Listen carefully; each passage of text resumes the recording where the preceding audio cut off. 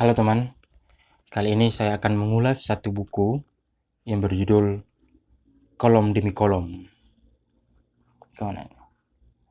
Kolom Demi Kolom, karya Mahbub Junaidi. Mahbub Junaidi, kita tahu dia sebagai penulis esai dan penerjemah juga, dan penulis novel. Hari ke Hari kalau tidak salah judul novelnya. Bagi teman-teman aktivis, mengenal Mahbub Junaidi ini sebagai tokoh pergerakan pada zamannya ya, sekitar 60-an gitu ya, 60-an. Sebab dia ini adalah dia aktif di Ikatan Pelajar NU, terus aktif di Himpun Mahasiswa Islam pada saat itu, dan dia adalah ketua umum pertama pengurus besar Pergerakan Mahasiswa Islam Indonesia atau PMII. Dialah yang pertama. Mahbub Junaidi ini orang Betawi, lahir di Jakarta, namun pada umur 7 tahun dia pergi ke Solo bersama orang tuanya. Itu mungkin karena alasan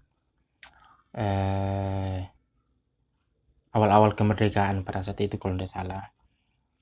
Jadi mereka pergi ke Solo, dan di Solo ini Mahbub Junaidi masuk di pesantren. Ada salah satu kiai di situ di Solo memperkenalkan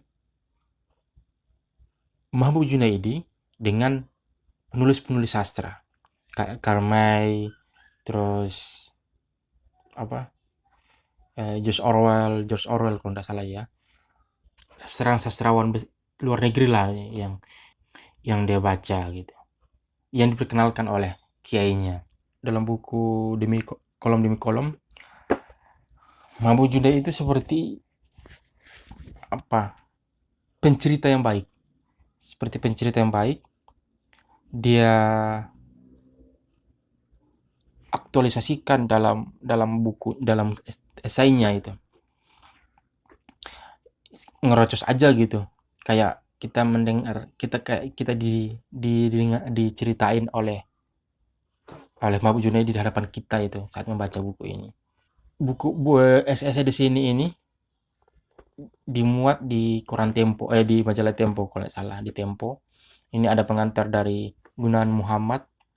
Kata Gunawan Muhammad itu dia sangat iri dengan Mahbub Junaidi. Sebab dia lihai katanya, kata si GM itu lihai.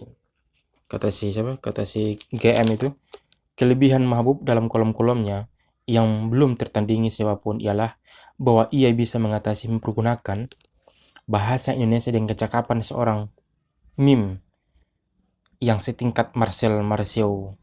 Kata-kata kalimat-kalimat yang ia gerakkan dalam pelbagai perumpamaan yang tidak pernah membosankan karena selalu tak terduga. Jadi si Mahbub Junaidi, dia menulis merespon kondisi Indonesia pada saat itu. Misalnya bagaimana kepemerintahan Soekarno, bagaimana kepemerintahan Soeharto, karena dia melewati beberapa zaman Mahbub Junaidi ini.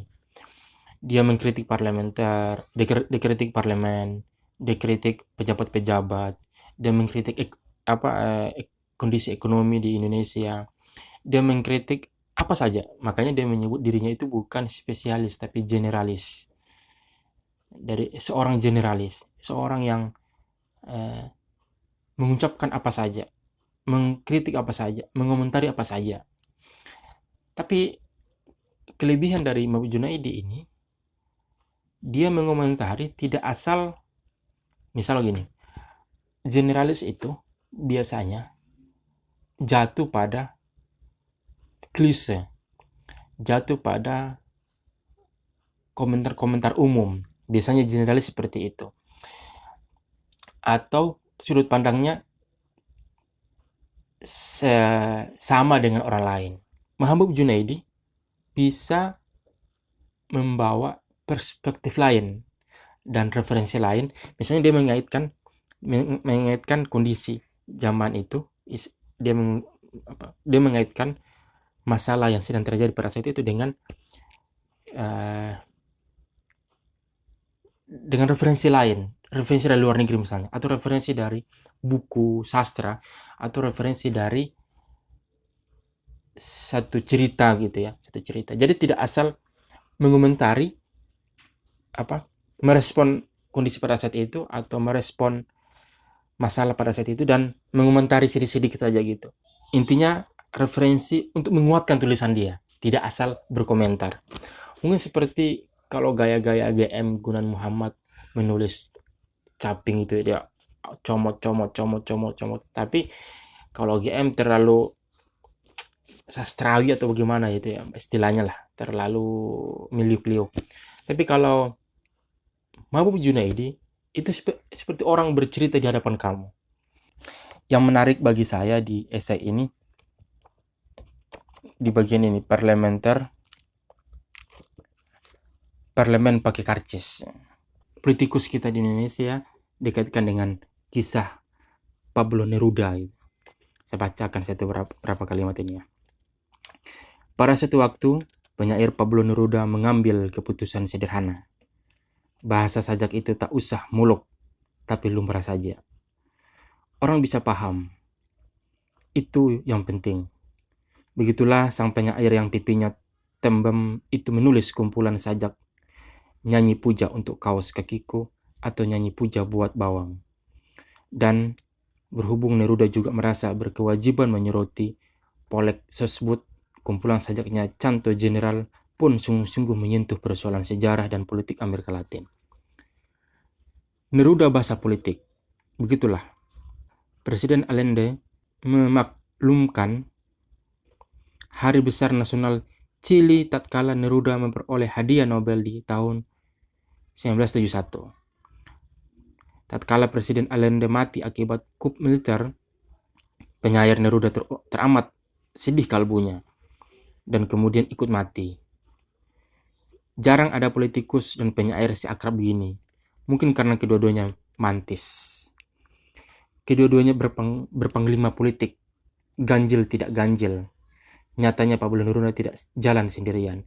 Di belakangnya susul menyusul pengarang yang kena pukau pikiran-pikirannya. Cortázar, Garcia Marquez, Vargas Llosa. Jadi dia ingin mengatakan bahwa di Indonesia keakraban antara politikus dan sastrawan itu tidak ada. Sedangkan di luar negeri seperti Pablo Neruda dengan Presiden Allende itu sangat-sangat harmonis gitu ya. Sampai Presiden Allende meninggal, si Neruda itu sedih gitu ya. Sedih. Nah, di Indonesia tidak ada seperti itu. Tidak ada seperti itu.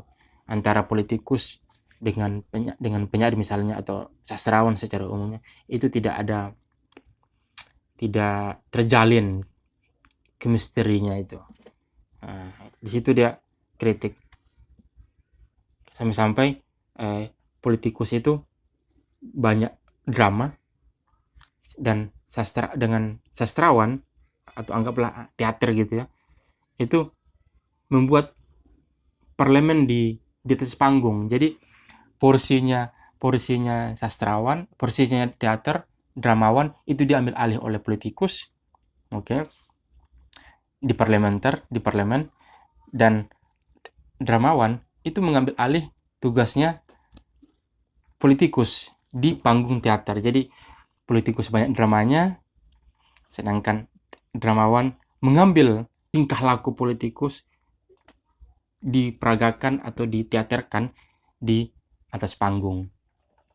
Itu menurut Mahfud Junaidi. Mahfud Junaidi ini sering menggunakan kalimat-kalimat pendek. Mahfud Junaidi ini pintar mengutip. Perkataan orang lain tanpa kaku. Jadi ngalir aja gitu. Mengalir, dia kutip misalnya buku ini, dia kutip perkataan ini, dia kutip undang-undang dasar, dia kutip peraturan apa begitu, dan menyisipkan pendapatnya. Dan itu mengalir. Saya merasa bahwa kalau ada yang menyebut bahwa dia ini Mahfud Junaidi adalah pendekar pena, menurut saya sudah cocok gitu, sudah pas. Saya baru pertama kali baca buku Mabuk Junaidi. Saya punya teman namanya Suhair Ahmad. Dia sangat mengagumi karya-karya Mabuk Junaidi. Dia banyak mengumpulkan karya-karya Mabuk Junaidi. Ini di kolom demi kolom terbitan Ircisot, grup dari anak grup dari penerbit Diva Press. Kalau salah pernah terbit, buku ini pernah terbit sebelumnya tahun 89, terbitan CV Haji Mas Agung. Teman-teman, bagi teman-teman yang mau menulis atau mau belajar menulis esai, menurut saya Mabuk Junaidi ini list yang wajib untuk kalian pedomani gitu ya. Bagaimana mengutip, bagaimana mengakhiri tulisan, bagaimana membuat kalimat sederhana, bagaimana menyisihkan pendapat kita di antara pendapat-pendapat orang lain atau kutipan-kutipan orang lain.